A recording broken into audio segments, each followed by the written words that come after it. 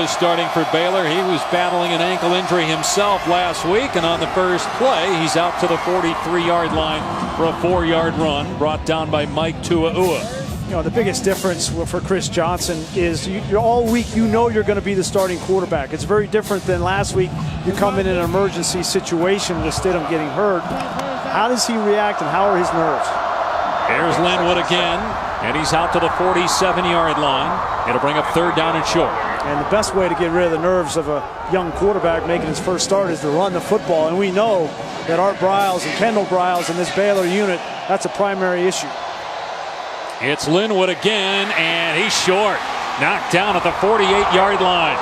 Ty Summers on the stop of Shock Linwood. Leads the Big 12 in rushing, but Baylor going for it here on 4th down. The quarterback sneak, and it's close.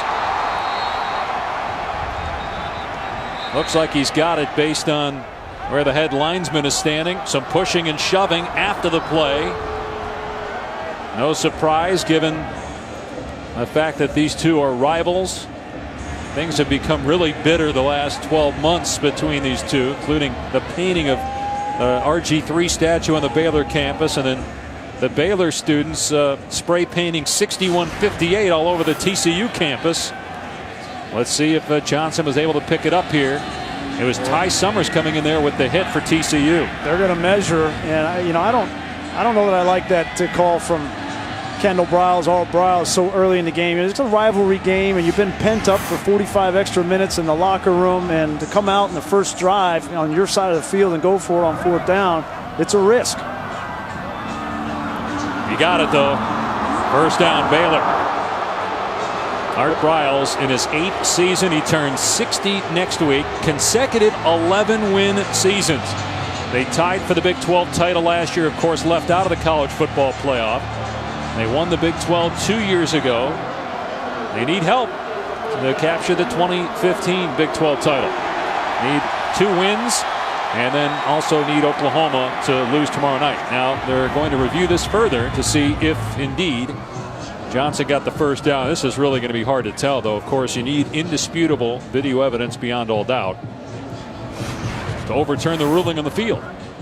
Yeah, and we see, whether it's on the goal line or short yardage situations like this, there's so many bodies in there, this is rarely ever overturned. Because you can't see the ball. Yeah.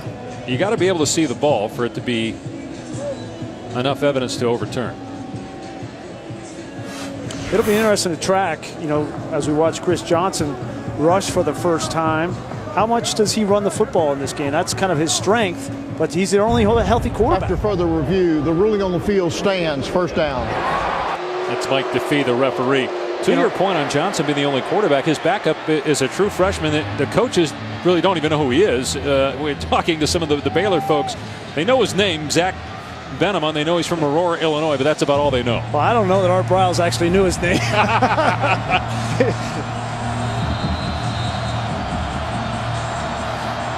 They actually might move a receiver to quarterback like Chris Johnson if Johnson gets hurt. He's going to air it out here. Going for the top target for Baylor, and there's a penalty flag. Corey Coleman, one of the top receivers in all of college football, a finalist for the Biletnikoff Award, was interfered with by Corey O'Mealy. O'Mealy was in good position, and corners are taught to run these receivers out of bounds as part of the technique. Pass interference. Defense number 3. Cut the receiver's path off to the football. 15-yard penalty. Automatic. 1st down. You hear him say, cut the receiver's path off to the football. There's O'Mealy. Now he gets the arm bar, looks back for the football. I don't know about that one, Grease. I mean, Coleman's got a hold of O'Mealy's jersey. I think that's a bad call. That official couldn't see that Corey Coleman had his hand on O'Mealy. It could have called the other way. So 1st down inside the 40-yard line. Play action. Johnson and Katie Cannon on the catch at the 25 for 11 yards and a 1st down. Well, Chris Johnson was our 5th-ranked quarterback coming out of the class in the dual threat category, but he wasn't a heavily recruited player. It was all raw athletic ability, something that Art Briles felt that they could mold, and now that molding's starting to take shape as he gets his first start here tonight. And he's moving the team here. Penalty flag down. There was movement by Baylor.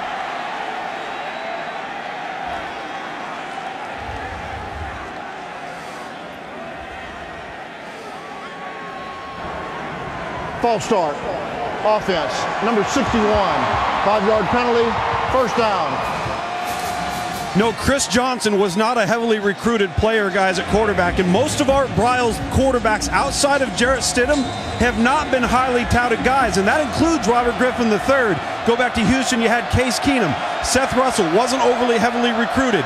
So this player right here is getting his opportunity to use his athleticism and his arm talent here on his first start against TCU on the road. And he's going to throw it into the end zone here, and it's broken up and picked off. What a terrific play by Julius Lewis, a true freshman.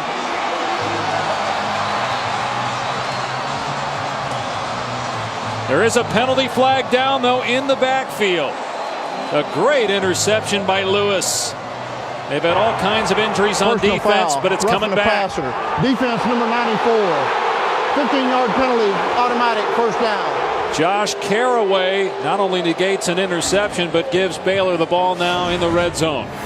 Boy, you get a huge play from Julius Lewis, and Caraway, number 94, just comes in late. It's 2 steps. I mean, that's pretty self-explanatory. Every defensive lineman knows that you can't hit the quarterback with 2 steps. 1 step, you're okay. And he takes away from a great play by the true freshman. And Baylor has scored a touchdown on every opening drive this year. The only team in the FBS to do it. That almost went by the wayside. Johnson running here inside the 10. Knocked down near the first down marker by Nick Orr. And Baylor's so good to start games. One of the big reasons they're 9-1. They lead the country in total offense and scoring. And this is the area of the field where Chris Johnson at 240 running the football is such an advantage. It's second and short. Johnson slipped, but did get the first down to the 5. You see that field chewed up a lot because of the rain. And again, we had a weather delay of 45 minutes due to lightning. First and goal.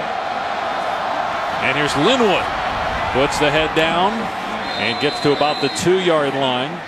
Stood up by Chris Bradley. This TCU defense playing much better of late. They've had so many injuries. They lost 6 starters entering the season and then lost a bunch more due to injury during the season. Linwood is knocked down in the backfield for a loss. Denzel Johnson made the play along with Pearson for TCU, bringing up a 3rd and goal. And that's a big reason why they're playing so much better, Dave, is Denzel Johnson coming down in that nickel linebacker position.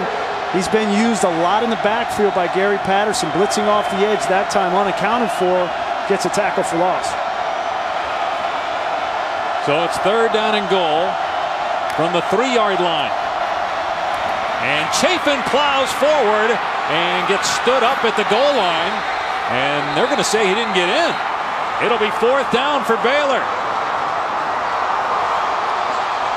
It was Davion Pearson in the middle of that TCU defense, a preseason all Big 12 performer that made the stick. It was Pearson and then Traven Howard, the linebacker. And again, for the same reason that you can't really tell on the 4th down at midfield if he got enough yards. Same thing here. You can't tell. And if you go for it on 4th and 1 at the 50, you know Art Briles is going to go 4th and 1 at the 1.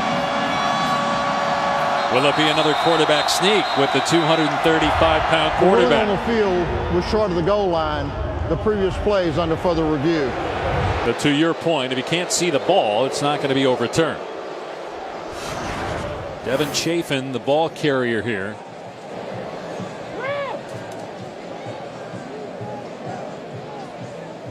Got no shot there to see it.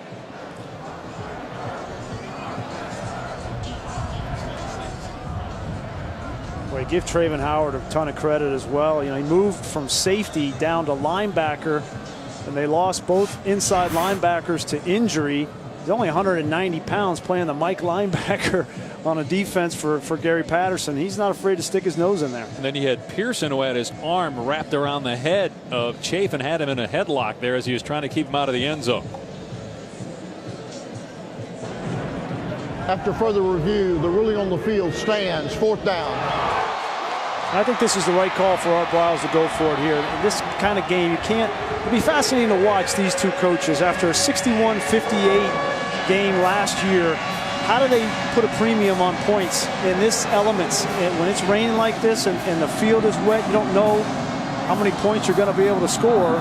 You're down here. I like going for it. I'm with you. I think you got to go for it here. You get inside the 1. You've got an offensive line that should overpower this TCU defensive front. But you're right. If I'm Gary Patterson, I'm stacking both A-gaps over the center, anticipating the quarterback sneak from the 240-pound quarterback.